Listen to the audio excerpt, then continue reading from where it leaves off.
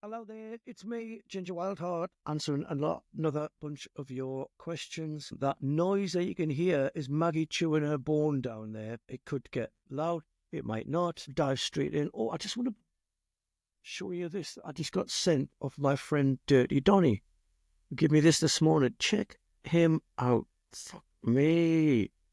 I love the Frankenstein's Monster, Ramones, and with the David Bowie stripe flash on his head. He couldn't be any more me if he was inside me heat. So yeah, here we are. Got me coffee on, and I've got me vape. Hopefully the right one this time, because this morning I've got a nighttime vape which has got a little bit of medicine in there, and I've got a daytime vape which has got nothing. And this morning I hit the nighttime vape and I was fucked. So hopefully I won't get too off topic and confuse the fuck out of everyone even further than you probably already are. Diving straight in, I love your cat headphones. Are they yours? Claire. Yes, Claire, they are mine. I got them on the last tour because I didn't have any headphones and I was borrowing Charles's, our drummers, and we stopped off at a place and we picked up some headphones. The only ones they had were cat headphones. So yeah, I've got these. I thought they were wolf. I thought they looked more like a wolf than a cat, but I'll take cat, you know. But yeah, they are mine. I think wearing other people's headphones is unhygienic and disrespectful.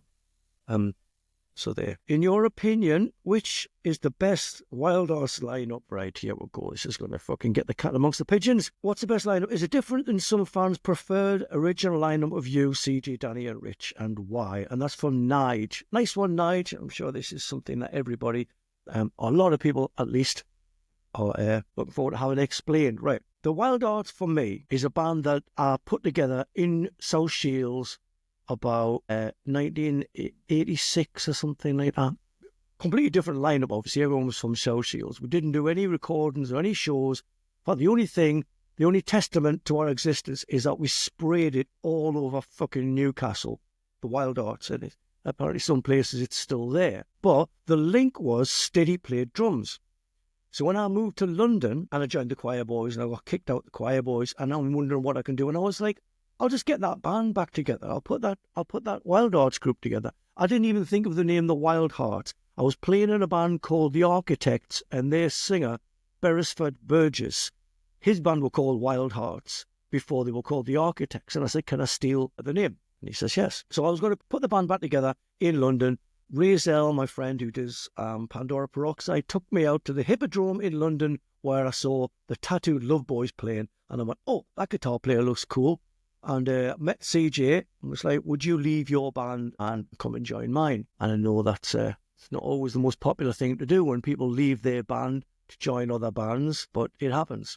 And so it fucking should. If you're young and you want to take a big chunk of fucking life, then take a big bite out of stuff and fuck people's opinions. Anyway, met CJ, got on. I said, hey, do you want to come with me and do this Wildhearts band? We've got a drummer. Steady came from Newcastle, South Shields, and the rest is history. It went on like that. Now, going forward, the lineup changed. Obviously, Steady left, Bam came in. Bam left, Steady came back in. Then Steady left and Rich came in. CJ left, Jeff came in. Jeff left, Devin came in. Devin left, Mark Keds came in. No, actually, no, Danny wasn't even in the band to begin with. There was Jules playing, the original bass player, and somewhere, there were a few other people dotted in there as well. I can't remember everyone. And then Jules left, and Danny came in. The one thing that's consistent with the band is every time someone's left and someone else has come in, there's been this outcry of people going, you can't do that, you'll ruin the group. So for the last 30-odd years, I've had people going like, oh yeah, so-and-so's not doing it, but so-and-so, you can't do that. You'll ruin it's not the same vibe. And I've been getting this for fucking years, and I still get it. What's my favourite lineup? Because, because a lot of the time it just feels like you're just driving this train and people are getting on and coming off. And, they're welcome to get on and off, get back on again if they want. My favourite lineup, the most popular one, obviously, the most popular one is the one that first came out when we first started doing Earth vs. the Wildhearts, and Rich was in the pictures even though he wasn't on the album, was that 4-piece. But that 4-piece didn't last very long, and CJ was out pretty quick, and Jeff came in. So all through the 90s, when we were doing really well, it was me, Jeff, Donnie, and Rich. And that was kind of my favourite lineup because we did everything that we ever did as a band, really, from about 94 to 98 or something like that. It was a few years there in the 90s. And I guess that was my favourite lineup because everything I got to experience the first time, going to Japan, going to, touring with AC/DC, all these amazing things that we did was with Jeff playing. Obviously, I get that. I'm a music fan. I get nostalgia. I get that people like a certain thing because it reminds them of being that age, or they like a certain thing because whatever. I get it. I love loads of bands.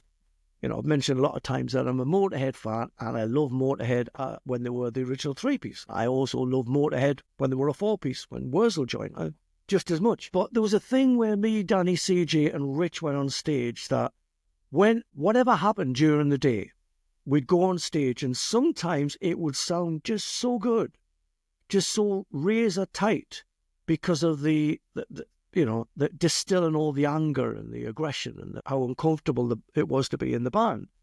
And sometimes that would be the best thing that happened in the day. You'd kick off and you go, oh, this sounds good.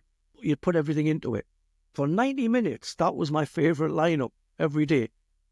But it was miserable. It was, no one spoke to each other. There was just nothing. There was nothing. I've likened it a lot to being in a relationship just for the sex. I'm sure everyone's been in a relationship where the relationship's awful, but the sex is great. So you just stay there.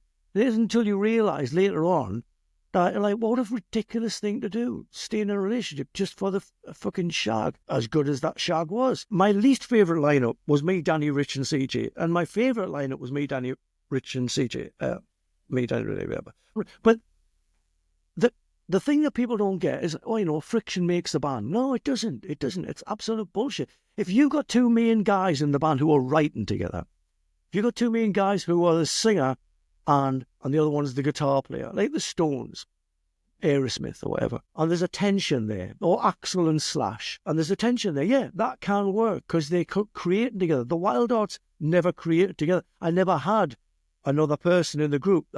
Maybe Rich was the closest thing to it, but I never really had anyone to bounce off or write with or anything like that. I was the singer and the lead guitar player, and so it doesn't work. The friction in a band like that is nothing but detrimental. I get that people like it. The photos look cool. The band looks cool. I get it, but as far as successful relationships are concerned, if you're not getting on and you don't have things in common, then it ain't gonna work. So, in a long-winded answer to your lovely question, Nige, I don't have a favourite lineup because to me, I'm just driving the ship.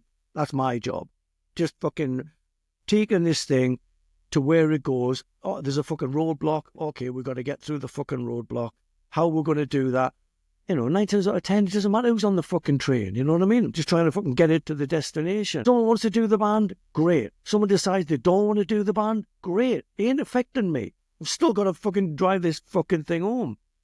And we've had that a lot of times. And we had that with when we did The Wildhearts Must Be Destroyed. And Danny decided he didn't want to be on the album and he didn't want to tour. And there's people saying, well, you got to break the band up. And I'm like, well, that is ridiculous. Why can't we just get someone in? Then it was a good idea. And this one is like, people don't want to do this. Rich has retired from music. He doesn't do music anymore. Danny was fired from the last band, so, he's not well enough to do a band. It would be cruel to put Danny in a position where he's got lots of responsibility and disposable income. It would be really stupid as well. And, me and CJ just got tired of working together. It happens. Married couple, just like, let's call it a day and move. And he's went that way and he's happy and I've went that way and I'm happy. And there's some people going like, well, in that circumstances, you're not allowed to continue, Ginger. And I'm just like, obviously, I'm the sort of person that likes to match energy with energy. And so when someone says something like, I want to go, well, fuck you as well. louder. But that's not the way, you know. They don't understand the situation, basically. And what I want to do is say, okay, you're still there. I still got you. We're just going to change the way that you think. But keep the passion. Give me a chance. Listen to the fucking album. And people that write this band off without listening to the full album is like, if that's the way you're going to stay, you don't even care what it sounds like, then I'm glad you're going. You're fucking serving no purpose here other than to want it to stop. Well, it ain't going to stop.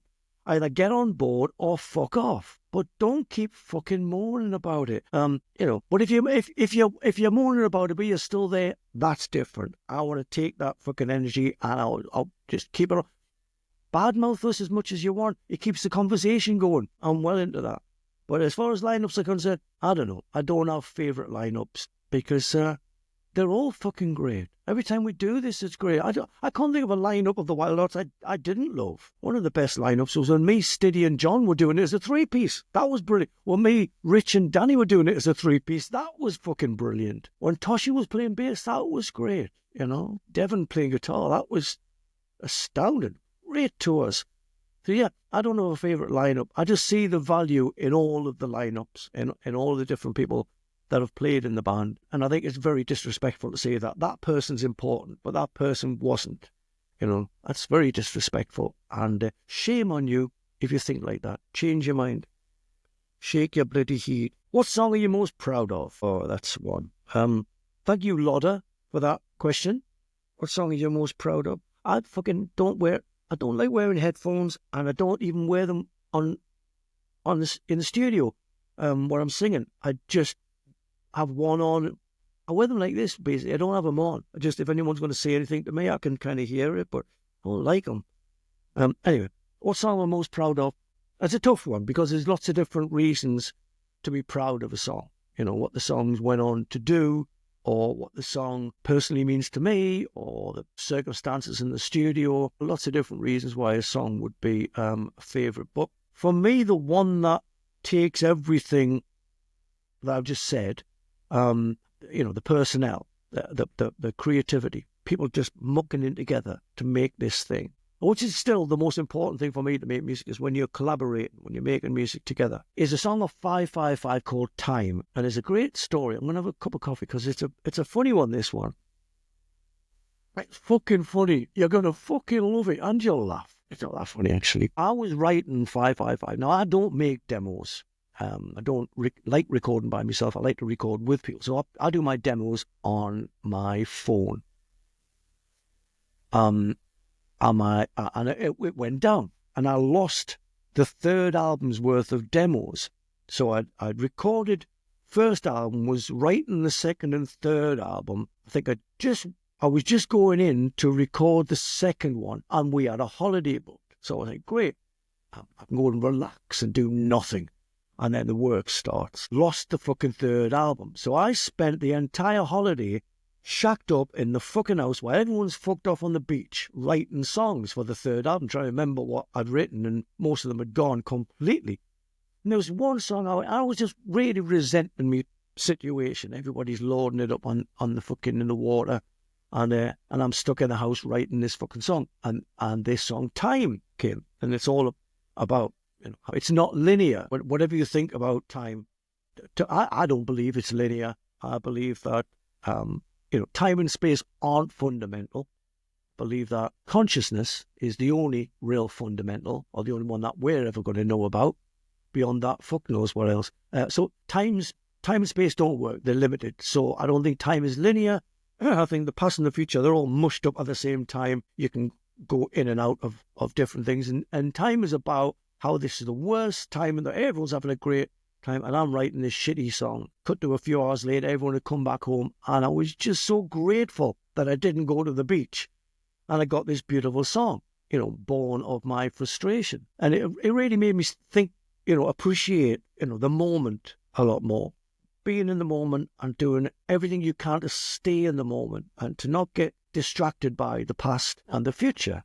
Came to recording the song, and I had the whole Ginger Wildheart band lineup.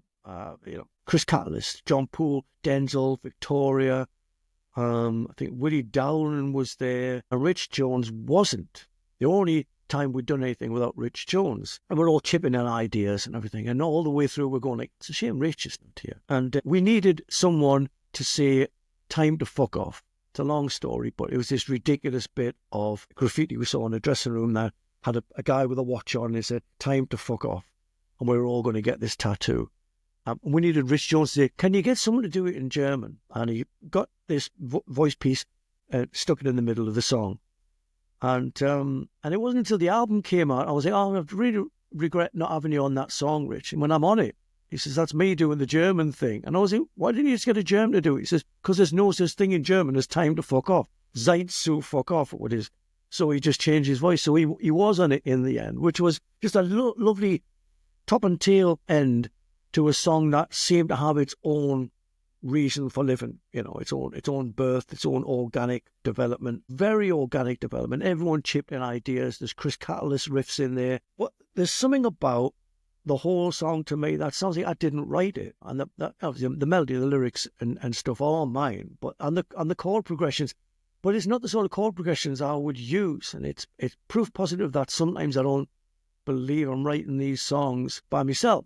I think there's a committee, spiritual committee that are chucking ideas down to make sure that I don't write loads of songs that sound the same, which I'm sure some of you fuckers would like. Can't you just do fucking Sucker Punch all the time? Yeah, no.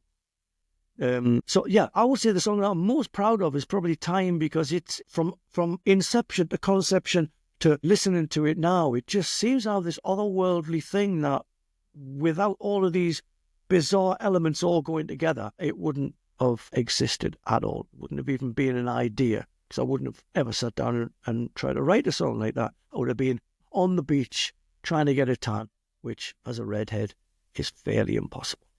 It takes me about a month to go fucking blue. Billy Connolly gag there for you. I won't take credit for gags that I didn't come up with. All the time.